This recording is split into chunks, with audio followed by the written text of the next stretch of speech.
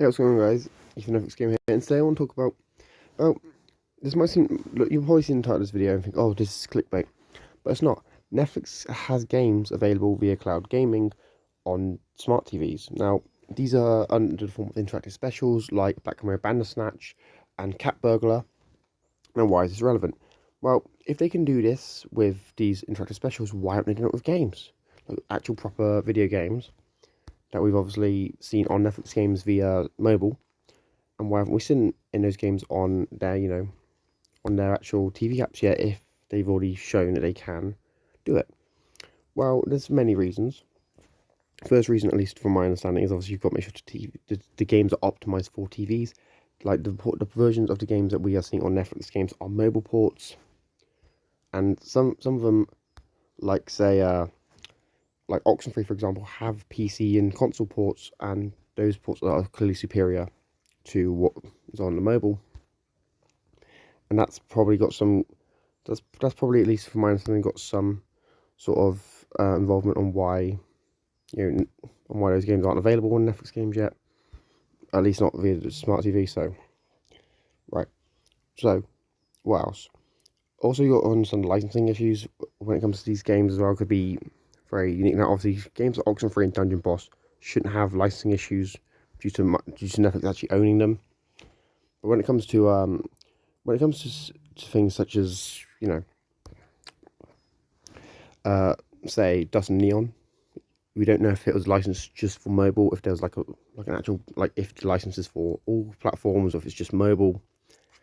And we have to take that all into consideration when you talk about cloud gaming with Netflix games, because obviously you understand that obviously the games need to be licensed, and a lot of the games that are licensed aren't actually like major selling points for Netflix. But then it also comes down to the controls for some of them, because something like Layers Horizon, for example, does not benefit from being on TVs, because obviously the whole control scheme is touch control. And obviously touch controls aren't a thing on TV. Obviously there was an app leak a while ago showing that that they are working on making it so you can use your controller, well, your phone as a controller on Netflix games, which I think is pretty cool. I think that's a pretty cool feature, similar to what Google Stadia did. But personally, I feel like that's another big thing, is obviously a lot of the games are designed to have touch controls in mind, and not many of them will have a console equivalent control scheme. Which I know people will say, well, yeah, but look, the interactive specials are just, they're just basically movies that have a few different endings. So similar to something like Oxenfree. Oxenfree is obviously a game which has multiple different endings and whatnot, and you can do quite a lot of different stuff in that game.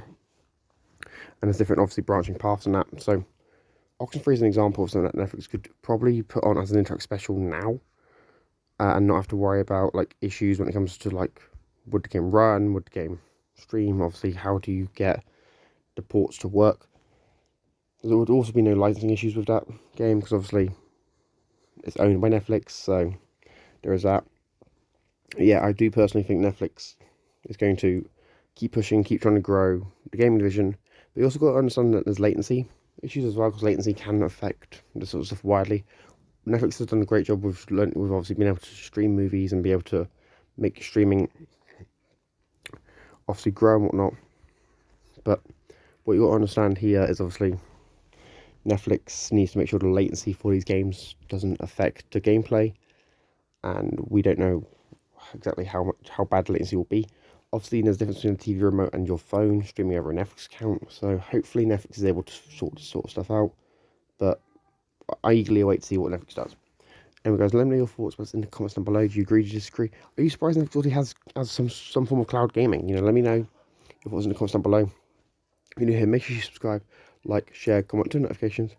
I've been Ethan Netflix Gamer, and I'm signing out. Peace.